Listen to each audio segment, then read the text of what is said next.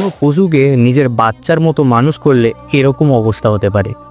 1995 সালে স্যান্ডা এবং তার হাজবেন্ড জেরি একটি 3 দিনের শিম্পাঞ্জিকে অ্যাডপ্ট করে $40,000 দিয়ে এবং তার নাম রাখে ট্রাভিস। ট্রাভিস একটা ছোট্ট বাচ্চার মতো খেলাধুলা করত। সময়ের সাথে সাথে ট্রাভিস সাইকেল চালাতে, ডাইনিং টেবিলে বসে ডিনার করতে এবং গাড়ি চালানোও শিখে যায়। ট্রাভিস ধীরে ধীরে এতটাই ফেমাস হয়ে যায়, পেপসি কোম্পানি ট্রাভিসকে তাদের অ্যাডভার্টাইজমেন্টের জন্য হায়ার করে। মার্চ 2004 সালে স্যান্ডার হাজবেন্ড জেরির মৃত্যু হয়।